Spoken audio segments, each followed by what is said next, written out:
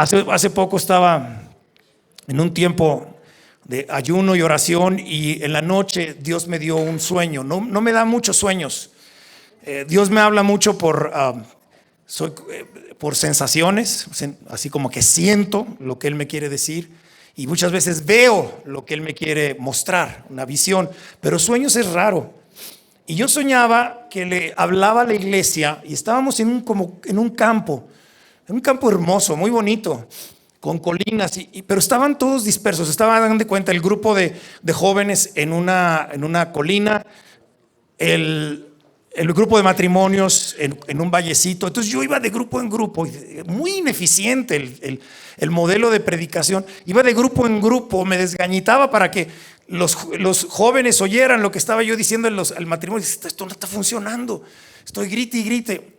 Entonces nos poníamos de acuerdo y todos los grupos nos juntábamos y nos íbamos a una iglesia que estaba ahí en el campo. Pero era una iglesia de campo, una iglesia con su cruz, así, una iglesita como las que encontramos en el campo mexicano, ¿no?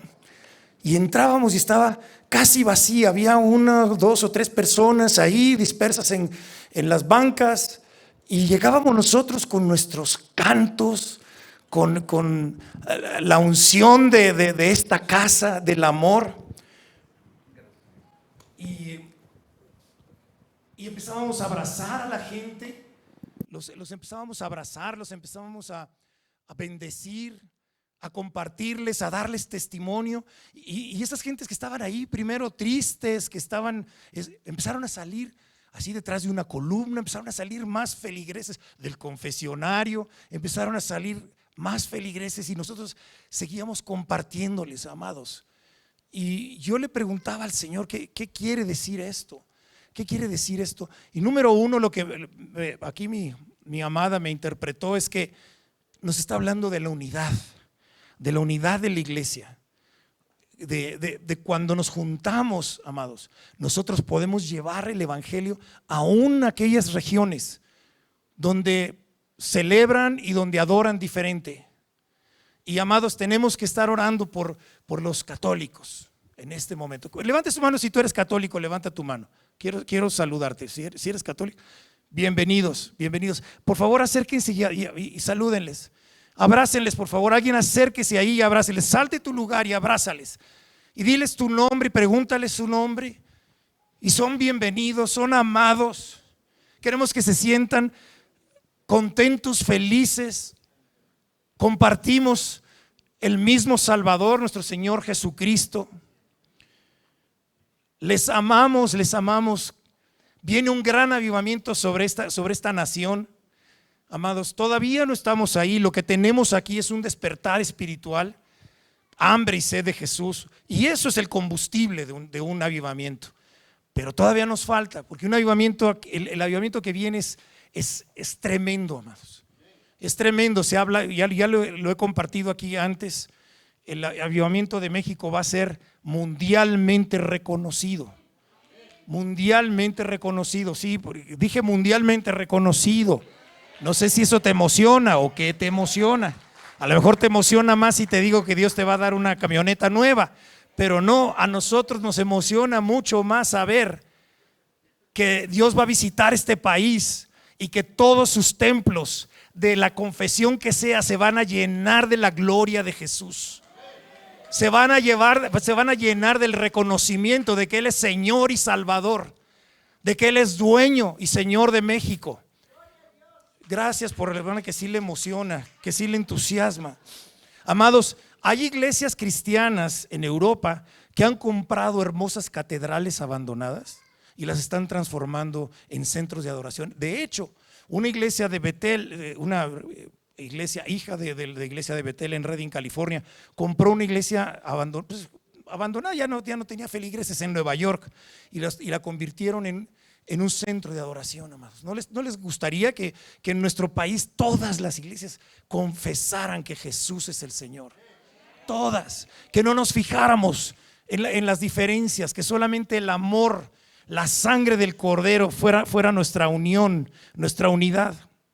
Y bueno, amados, yo quiero que hagamos una revisión rápida. Déjenme ver el tiempo, ok. Yo creo que sí nos alcanza, 1 hora y media, 2, más o menos. Desde el principio de la creación, amados, nosotros tenemos ese compromiso, vemos que tenemos ese compromiso. Cuando se habla en la palabra de un pueblo escogido, amados, ahora tú eres el pueblo escogido. Ahora tú eres el depositario de todas las promesas de Abraham. Tú eres el depositario de esas buenas nuevas. Y tenemos que conocer el corazón de Dios. Un Dios todopoderoso que por amor crea al hombre y a la mujer a su imagen y semejanza, y los pone a señorear sobre toda la creación. Esa hermosa creación que vemos en el Génesis, en los primeros capítulos. Pero ese plan es contaminado cuando Adán y Eva pierden el paraíso. Le entregan las llaves de ese paraíso a la serpiente, al enemigo, a Satanás, por una comida, por un fruto, por un árbol que estaba limitado, que estaba restringido, por la ambición de ser iguales a Dios. Algo que ya eran, estaban hechos a su imagen y semejanza, pero no de la forma egoísta y ambiciosa que la serpiente sembró en ellos. Y de ahí se desprende todo este azaroso camino donde Dios despliega una serie de estrategias para que su creación vuelva a recuperar ese paraíso, esa comunión con Él, esa intimidad, que su creación entendiera que Él quiere vivir en medio de nosotros, que Él quiere tener relación, amistad. Él quiere darse, entregarse a nosotros. Y luego viene pues todo este tiempo en el desierto. Dios establece pactos, dicta leyes y mandamientos para asegurar su presencia por medio de estos preceptos en medio de su pueblo. Y el pueblo empieza a experimentarlo, empieza a vivir estos mandamientos, una relación de cercanía. Con Moisés son liberados de 400 años de esclavitud, y aún habiendo presenciado milagros portentosísimos para su liberación, empiezan a quejarse, a murmurar. Ustedes lo saben, conocen la escritura. Y allí en el desierto ven cómo Moisés recibe la ley, cómo baja la presencia de Dios a este monte, y el monte humea y tiembla y truenan, los cielos se conmueven, y aterrorizados le dicen a Moisés: no, trata tú con él, no sea que muramos. Finalmente, después de que una generación que estaba hecha al modo de Egipto, no pudieron sacar el mundo, los modos del tiempo que fueron esclavos, ese pueblo muere. Esta generación, el pueblo que es criado en el desierto, recibe la promesa, la tierra prometida. Nuevamente Dios generosamente dándose a su pueblo. Una tierra que fluye leche y miel, una tierra de libertad, pero con gigantes, con obstáculos. La tierra ha sido contaminada por el pecado de sus anteriores moradores. Pero Dios les advierte: no entren en pacto con ellos. Permanezcan en mí, separados de mí nada pueden hacer. Eso es una paráfrasis también de lo que después nos diría el Señor Jesús cuando nos dice que Él es la vid verdadera. Yo los echaré de delante de ustedes, permanezcan en mí. Y luego les manda siervos, profetas, jueces. Una y otra vez el pueblo de Dios se desvía, desobedece, se entrega a los ídolos de la tierra, a practicar de la corrupción de los pobladores, a pasar sus hijos por fuego, a la prostitución idolátrica, templos donde había prostitutas para practicar ritos sensuales para ganar el favor de los dioses. Una y otra vez los perdona. Ve el arrepentimiento de su pueblo y los perdona. Generoso, bondadoso el Señor. En todo este proceso se ve la clara intención de Dios de presentar una solución final y definitiva, la redención en la cruz. Después viene el tiempo de David. El pueblo pide reyes, viene Saúl que cae de la gracia, que no da la talla, y Dios se busca un corazón conforme al suyo y encuentra a David. Y vemos que es una parte de este proceso donde David modela un anticipo del Mesías.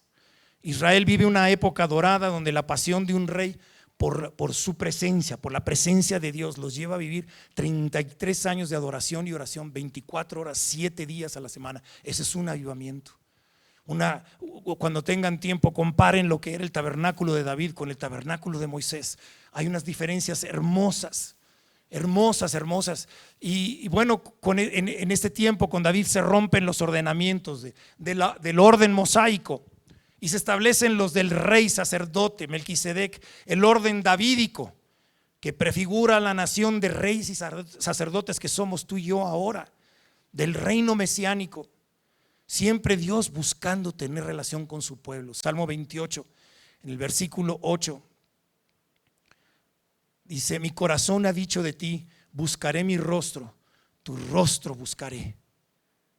Versículo 10, aunque mi padre y mi madre me dejaran con todo, Yahweh me recogerá.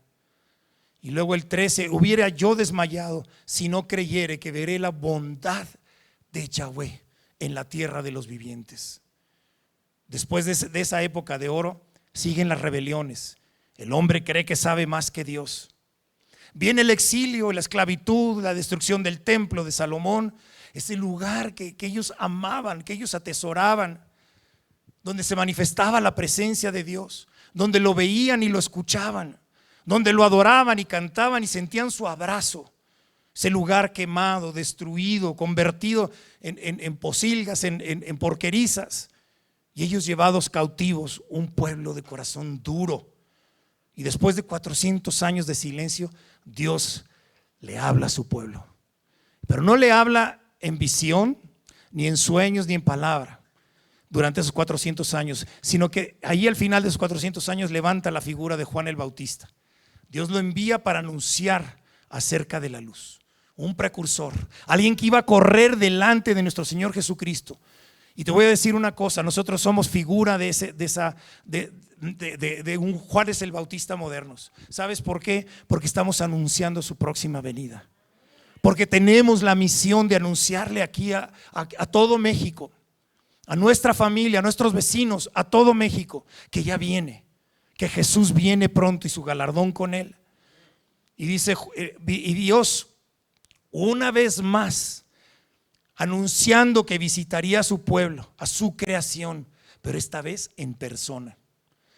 Y nos da esta hermosísima escritura que yo quiero que por favor la busques ahí en tu Biblia. Si la tienes electrónica, busca Juan 3:16 y vamos a ponernos de pie para leerla, aunque te la sepas de memoria. Vamos a leerla juntos. Juan 3:16. ¿Ya lo tienen? ¿Ya lo encontraron? ¿Ya lo tenemos aquí atrás? Sí, ya lo tenemos aquí atrás. Dice: porque Dios amó tanto al mundo que dio a su único Hijo, para que todo el que crea en Él no se pierda, sino que tenga vida eterna. Vamos a leerlo otra vez. Pues Dios amó tanto al mundo que dio a su único Hijo, para que todo el que crea en Él no se pierda, sino que tenga vida eterna. Amén. Gracias, mi Dios. Toma tu asiento. Amados, acabamos de hacer una declaración imponente de la bondad de Dios, de esa bondad, de esa generosidad. Porque si pudiéramos comprender ese de tal manera, ¿cuál es la forma en la que Dios nos ama? Que dijo: yo tomo tu lugar. No hay manera en que tú me pagues a través de sacrificios. Lo que hiciste, tus rebeliones, no hay manera que los pagues. ¿Cómo le puedo hacer? Sabes que yo voy y pago personalmente. Yo voy y doy el precio por ti. Yo pongo el ejemplo, yo modelo esa bondad y esa generosidad. Y empieza a predicarse el reino de los cielos. El templo se había reconstruido y era motivo de orgullo. El pueblo vivía bajo el yugo romano, un pueblo pagano, un poderoso reino terrenal, el más poderoso de la tierra. Y llega este Salvador, este portentoso Mesías, pero no llega a rivalizar en poderío militar, no llega a dictar estrategias de guerra de guerrillas, no llega a sublevar a los judíos en contra del yugo romano, no, llega a ponerlos en libertad primero en su corazón, llega a abrirnos una dimensión nueva, el reino de los cielos en la tierra. Detente un momentito en eso, el reino de los cielos en la tierra. Es posible que Jesús está planteando que tú puedes vivir en la tierra y al mismo tiempo estar en el reino de los cielos. Por eso dice Pablo que estamos sentados en lugares celestiales. Por eso decía Jesús, antes de su muerte, decía que nadie ha subido al cielo, y nadie excepto, todavía no resucitaba. Y decía, solamente yo estoy en el cielo. Él también estaba al mismo momento en el cielo y en la tierra. Y esa es la dimensión, es uno de los misterios. Quizás no lo podemos entender así de primera. Medita en ello. Por eso hay tantas cosas en el reino de los cielos que no entendemos, pero sí las vivimos, las experimentamos. Como los dones del Espíritu Santo. Son esas herramientas, son esos frutos también de habitar en su presencia. Y Dios decide abrirnos esa dimensión nueva, el reino de los cielos en la tierra, una nueva tierra prometida. Nuevamente, Dios generoso, que olvida los agravios, propone entregarse en persona, pero no solo eso, sino morar en nosotros, darnos acceso inmediato a su presencia. Ya decide ya no habitar en templos hechos de manos humanas, sino venir y hacer de nuestro corazón su morada. Es más, en su infinita bondad propone hacer realidad eso, manifestarse dentro de ti, y se desprende de su divinidad, y en toda porque Jesús era verdadero Dios y verdadero hombre, y en su humanidad va a la cruz y es clavado en esa cruz, en ese árbol, y reconquista en la cruz para nosotros el paraíso perdido. Le arrebata al enemigo las llaves del reino y nos las entrega de nuevo. Por una comida establece un nuevo pacto, así como por una comida se perdió ese paraíso, por ese fruto del árbol prohibido. Con una comida se restaura la Santa Cena, la comunión, la Eucaristía, que viene de una palabra griega que se usa ahí cuando Jesús, habiendo dado gracias, dice el Evangelio, la palabra es eucaristeo, acción de gracias. Y clavado en otro árbol, como aquel de la desobediencia de Adán y de Eva, entrega su vida en rescate por muchos y derrama su sangre como el sacrificio supremo. A nadie le emocionó, ¿verdad? Bueno, no pasa nada. Y desde entonces tú y yo podemos vivir una vida llena de sus atributos. El Dios generoso en extremo abrió camino de una vez por todas. Amados, hagan de cuenta que en la misma circunstancia que ha pasado siempre el pueblo de Dios, el pueblo que tiene intimidad con Él. La generosidad se define en el mundo como el hábito de dar o compartir con los demás sin esperar o recibir nada a cambio. Y hay muchas formas por las cuales se distingue que hay algo especial en la gente que ha creído en Jesús. Por eso hablamos de una conversión, por eso hablamos de un nuevo nacimiento. Algunos dicen, pues es que son los que siempre traen su Biblia bajo el brazo. Bueno, eso era antes. Hoy traen su app en el celular. Otros dirán, bueno, esos son los que no beben, no fuman, no dicen groserías. Está muy bien, pero sería muy bueno revisar así rapidito cuáles deben ser las características más relevantes. En el mundo pareciera que se pierde la batalla ante la envidia, la ambición, la avaricia, el odio.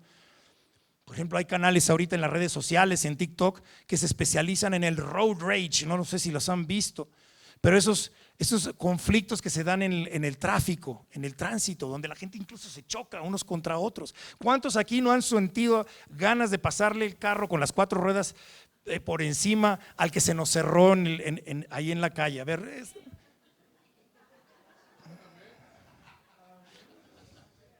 el otro día fuimos Erika y yo a Costco y nos dimos cuenta de que la gente parecía enojada y los dos nos comentamos lo mismo. Oye, qué agresiva está la gente. O sea, están predispuestos. Te echan el carrito del súper con ganas de romperte el tobillo, de fracturarte el tendón de Aquiles, así. No son capaces de ninguna empatía. Y no es raro, amados, y que en esto quiero ser empático entre nosotros y ser vulnerable, que nos sintamos arrastrados nosotros a caer en una de estas reacciones, a reaccionar igual, a reclamar lo nuestro, defender nuestro espacio, nuestro derecho a pasar primero, a ignorar al niño o la niña indigente que pide limosna en el semáforo. ¿Cuántos no nos hemos inventado estas excusas de que lo va a usar para drogarse, por eso no le doy? Va a comprar alcohol. Lo vi en internet cómo los explotan. Amados, así justificamos nuestra indiferencia, nuestra molestia por el tullido, por el manco, o el que se acerca con la bolsa de la colostomía y la receta. Y nosotros, no, este ya lo vi hace como 15 días, ¿no? Ya le di. Hubo un pastor en los Estados Unidos que él aplicó para el pastorado en una iglesia y le avisaron que, pues, que sí había ganado, que se presentara. Y llegó, pero llegó disfrazado de vagabundo y se sentó a la puerta desde temprano, desde que empezara, se sentó a la puerta de la entrada a pedir limosna, disfrazado de vagabundo. Se puso a mendigar, la mayoría pasó de largo, muchos hicieron muecas, otros de plano se molestaron y pidieron que lo quitaran, hasta que un corazón generoso, una ancianita, lo ayudó a levantarse y lo invitó a pasar. Y en ese momento el vagabundo se empezó a quitar el disfraz. Y hasta que llegó aquí al altar, porque esto es un altar, amados. Esto es un altar, esto no es un escenario. La iglesia que tiene esto por escenario no es iglesia, esto es un altar. En este momento el vagabundo caminó por el pasillo y empezó a despejarse, y entonces la gente empezó a reconocerlo. Ya les habían puesto fotos de él y estaban avergonzados, atónitos, comprendían lo abominable de su actitud. ¿Cuál sería nuestra actitud en un caso de esos? Pregúntate, cuestiónate. Dice Santiago 2, y si un hermano o una hermana están desnudos y tienen necesidad de mantenimiento de cada día, y alguno de ustedes les dice, vayan en paz, calentados y sáciense, pero no les dan las cosas que son necesarias para su cuerpo, ¿de qué aprovecha? Así también la fe, si no tiene obras, es muerta en sí misma. Amados, recuerdo esta reflexión me lleva a Mateo 5, las bienaventuranzas. ¿Cuántos lo han leído? Levanta tu mano. ¿Cuántos han leído las bienaventuranzas? Todos los que no han levantado, por favor, léanse Mateo 5. Ahí dice, bienaventurados los misericordiosos, en el versículo 7, porque ellos alcanzarán misericordia. Y Mateo 5:38 dice, oyeron que fue dicho ojo por ojo y diente por diente, pero yo les digo, no resistan al que es malo. Antes, a cualquiera que te hiere en la mejilla derecha, vuélvele también la otra. Y al que quiera ponerte a pleito y quitarte la túnica, déjale también la capa. Y a cualquiera que te obligue a llevar la carga por una milla, ve con él 2. Al que te pida, dale. Y al que quiera tomar de ti prestado, no se lo rehuses. Amados, esta es la gran diferencia de tener una religión a tener una relación con el Dios vivo. Esta es la contención que hay, una contención dinámica que hay en los valores del reino. Esto es contrario a lo que nos dictan los manuales de superación personal, esas grandes enseñanzas para hacer crecer tu negocio. Esto es contrario. Esto es contrario incluso a la lógica de los negocios. Darle también, si me pidió la capa, darle también mi túnica, o al revés, la túnica y darle después la capa. Cuando se dio este movimiento monástico en los primeros 200 años del cristianismo, los padres del desierto les llamaban a todos aquellos que, siguiendo la enseñanza aquella de nuestro Señor Jesús, de que tú entrado en tu cámara secreta, ora a tu Padre que ve en lo secreto, empezaron a irse al desierto en Egipto, y ahí moraban en chozas muy humildes que ellos construían.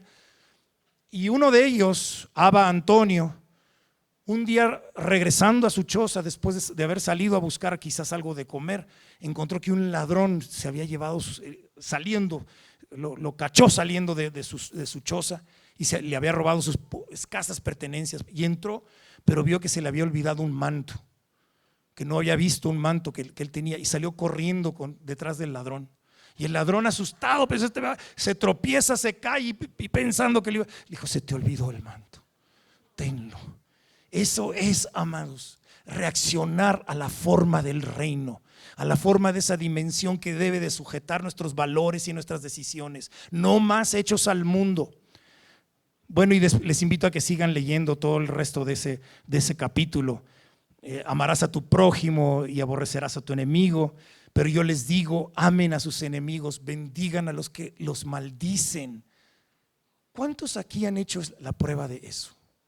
¿Cuántos aquí tienen alguien que sabes que es tu enemigo jurado? Sabes que ha estado hablando mal de ti. Levanta tu mano.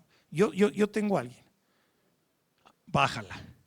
¿Cuántos de los que levantamos la mano hemos orado por ellos? Bajaron, disminuyeron las manos, y algunos de los que la levantaron fue nada más para quedar bien. Pero amados, yo te pido que de todo corazón empieces a poner en práctica eso y vas a ver los resultados. Es impresionante cuando tú empiezas a bendecir al que te maldice. En una ocasión, Erika y yo estábamos involucrados en un gran movimiento, un mover de Dios poderosísimo en Chihuahua, y nos propusimos hacer un movimiento de jóvenes en oración y en ayuno, y estaban respondiendo jóvenes de todas las iglesias. Se dio por toda la ciudad. Era impresionante. Nosotros teníamos la radio viva. Yo tenía un programa en el cual transmitía todos los días de lunes a viernes 2 horas, y la mayoría de mi staff eran chavos de 17, 18, 19 años y de diferentes iglesias. Llegaban los pastores a nuestra casa, me traían así a sus hijos. No sé qué hacer con él, aquí te lo dejo, estoy a punto de correrlo de la casa. Y se quedaba con nosotros el chavo. Mis hijos tenían más o menos su edad, y bueno, Dios hizo cosas tremendas, poderosísimas. Acabamos con una sequía de 7 años, ya se los he platicado a algunos, a otros no lo han escuchado, de 7 años de sequía en Chihuahua, en el desierto. Y los convocamos a orar, a ayunar, y la gran mayoría, yo era secretario de la Alianza de Pastores ahí en Chihuahua, pero hubo unos pastores que estaban en contra de eso, de lo que estábamos nosotros haciendo. Y se juntaron, eran como 5 o 6 pastores, y se juntaron a orar contra nosotros. A orar contra nosotros. Amados, esto sí es muy serio y muy grave, porque nosotros los bendijimos, nosotros los dijimos: está bien, no quieren participar con nosotros, Dios los bendiga. Pero sucedió algo terrible. Al líder de ellos tenía un gimnasio, se le incendió el gimnasio y murió quemado.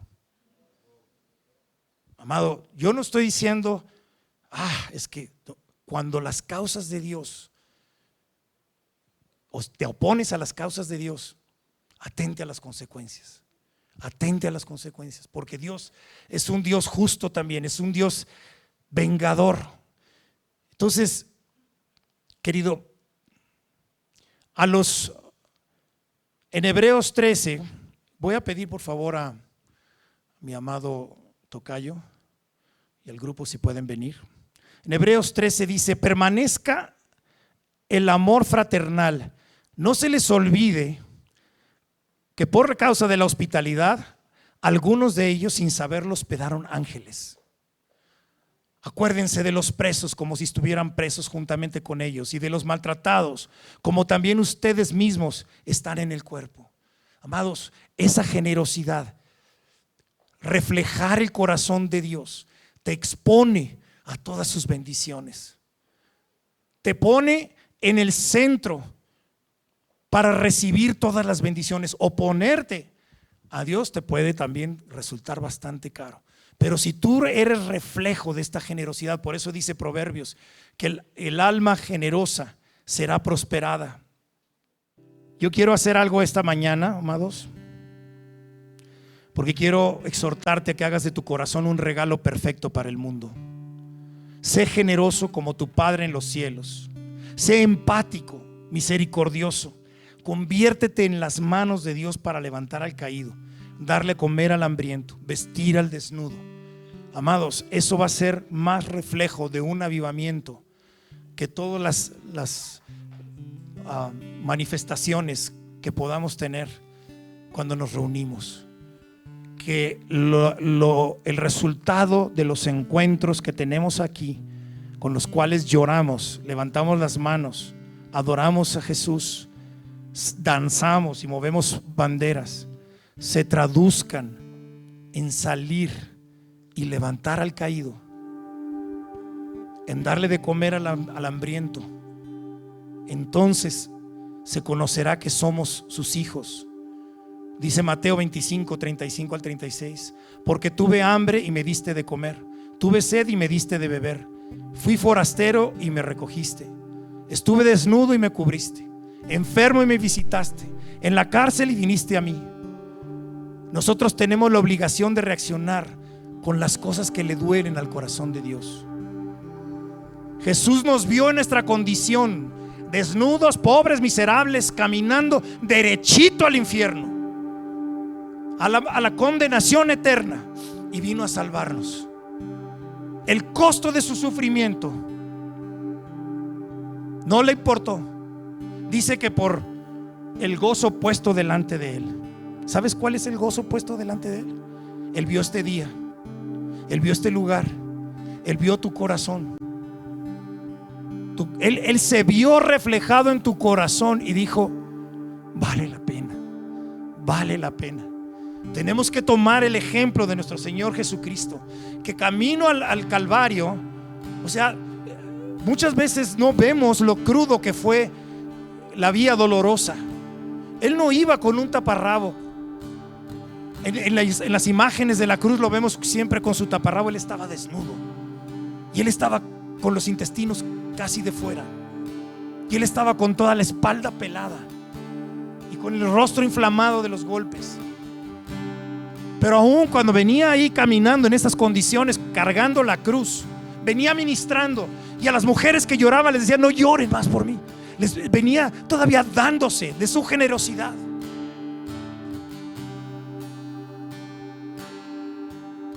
Todavía, ya clavado en la cruz, clama: Padre, perdónalos, no saben lo que hacen.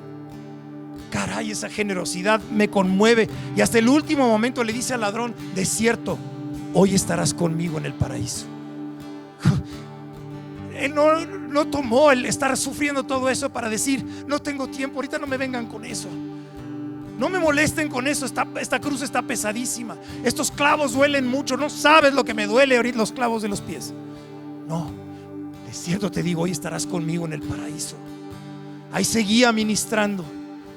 Y los ejemplos que vemos en el Evangelio y en el Antiguo Testamento, el Evangelio, la alimentación de los 5,000, cuando los discípulos le decían: despídelos, no tenemos con qué darles de comer. Jesús les dijo: no es necesario, ustedes denles de comer. Ustedes denles de comer. Desde siempre la iglesia está dispuesta, para una vez transformados, revelar el corazón generoso del Padre. Vemos los ejemplos de Eliseo y de Elías con la viuda del aceite, con la viuda de Sarepta, de la harina y del aceite. Cuando le decían a Jesús: no tenemos más que estos 5 panes, ni con 200 denarios les podríamos dar de comer. Yo quiero decirte, revelarte algo. Ese avivamiento se va a manifestar en una provisión impresionante, pero no va a ser para que te la gastes en tus deleites.